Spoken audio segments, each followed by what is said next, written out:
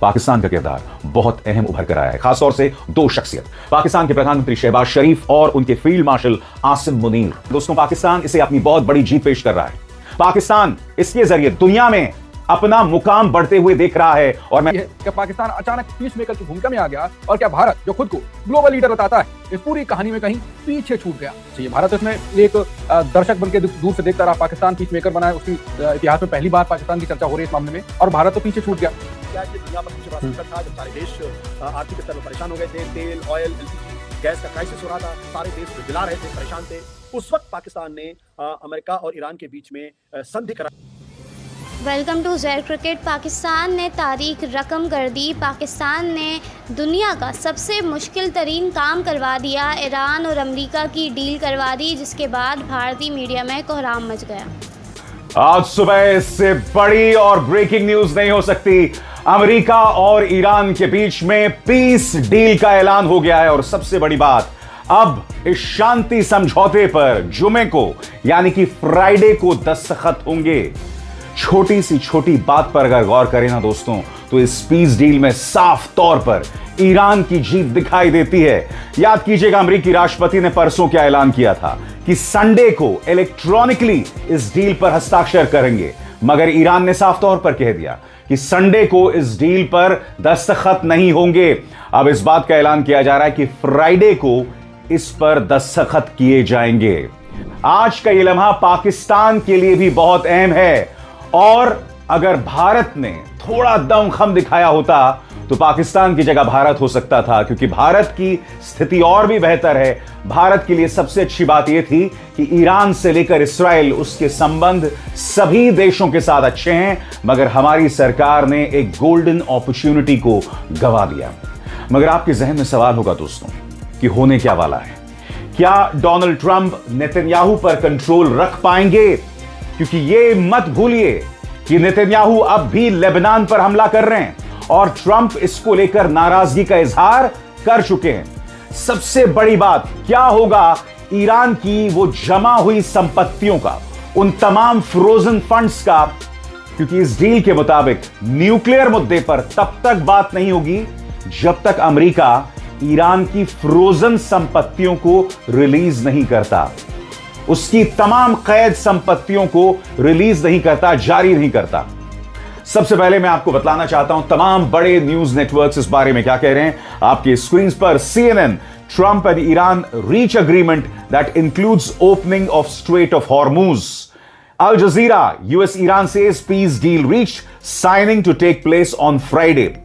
सबसे बड़ी बात, डोनाल्ड ट्रंप ने इस बात का गाजे बाजे के साथ ऐलान किया कि अब स्ट्रेट ऑफ हॉर्मुज खुल गया है, मगर अभी तक यह तय नहीं है कि स्ट्रेट ऑफ हॉर्मुज खुलने के बाद क्या ईरान टोल लेगा, पैसे लेगा या नहीं लेगा। सबसे पहले इस डील के मायने क्या हैं, आइए अब हम उसे समझने की कोशिश करते हैं। बहुत ही आसान लफ्जों में गौर फरमाएं। डिप्लोमैटिक सफलता।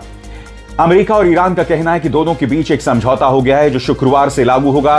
राष्ट्रपति डोनाल्ड ट्रंप ने कहा कि अमेरिका ईरानी बंदरगाहों पर लगी अपनी नौसैनिक नाकेबंदी हटा सकता है, और समझौते पर दस्तखत के बाद हॉर्मुज स्ट्रेट फिर से खोल दिया जाएगा। हालांकि समझौते का पूरा दस्तावेज अभी पब्लिक नहीं किया गया है। अब आपके जहन में सवाल होगा दोस्तों, आगे क्या होगा? तो गौर फरमाएं। ईरान के उप विदेश मंत्री ने कहा कि शुक्रवार को औपचारिक हस्ताक्षर समारोह के बाद स्विट्जरलैंड में आगे की बातचीत होगी। उन्होंने यह भी कहा कि 60 दिनों की परमाणु वार्ता तभी शुरू होगी जब अमेरिका ईरान के अरबों डॉलर के जमा हुए फंड जारी करेगा।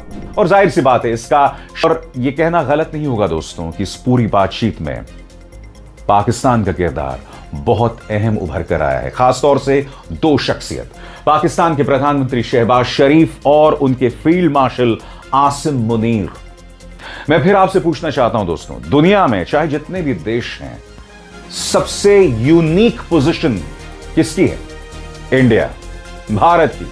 क्यों? क्योंकि हमारे ताल्लुकात इस्राइल से भी बेहतर रहे हैं और ईरान से भी बेहतर रहे हैं। मगर प्रधानमंत्री नरेंद्र मोदी ने इस जंग की शुरुआत से ही खुद को इस्राइल के करीब बताया। बावजूद इसके ईरान इन रिश्तों की अहमियत को समझता था। फिर भी उसने स्ट्रेट ऑफ हॉर्मुज से बार बार भारतीय जहाजों को गुजरने की अनुमति दी। यह अमेरिका था जिसने 3 बार हमारे जहाजों पर हमला किया और हमारे 3 नागरिकों को मार दिया। हमारे 3 नाविकों को मार दिया। यह अमेरिका था जिसने टॉर्पीडो के जरिए इंडियन ओशन पर हमला किया, जिसमें एक ईरानी जहाज पर उसका टॉर्पीडो आकर लगता है और कम से कम 100 ईरानी मारे जाते हैं। अमेरिका ने बार बार किया, मगर हमारी सरकार की प्रतिक्रिया, उसका रिएक्शन निहायत ही कमजोर और लचर रहा। जाहिर सी बात है दोस्तों, पाकिस्तान इसे अपनी बहुत बड़ी जीत पेश कर रहा है। पाकिस्तान इसके जरिए दुनिया में अपना मुकाम बढ़ते हुए देख रहा है। और मैं बार बार कह रहा हूं दोस्तों, हमारी सरकार यानी बीजेपी सरकार की नाकामी के चलते हमने एक गोल्डन अपॉर्चुनिटी को गंवा दिया है। शहबाज शरीफ ने इस बारे में क्या कहा है दोस्तों, आपके स्क्रीन पर। हम इस संघर्ष का कूटनीतिक समाधान खोजने के लिए अमेरिका और ईरान दोनों का शुक्रिया अदा करते हैं। साथ ही इस मीडिएशन प्रयास में हमारे भाइयों कतर के लीडरशिप का भी दिल से आभार व्यक्त करते हैं, जिनके सहयोग से यह समझौता संभव हो पाया। मैं विशेष तौर से सऊदी अरब के दूरदर्शी लीडरशिप और तुर्की गणराज्य का भी धन्यवाद करना चाहता हूं, जिन्होंने इस प्रक्रिया में महत्वपूर्ण योगदान दिया।